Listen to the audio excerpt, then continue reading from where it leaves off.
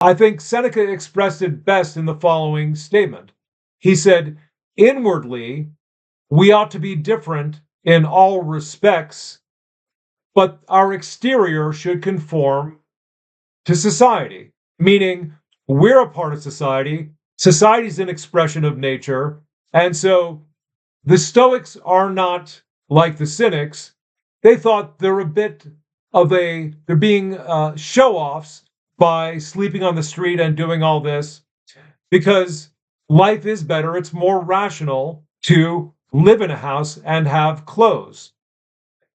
So the Stoics find themselves more in line with convention than other philosophers did.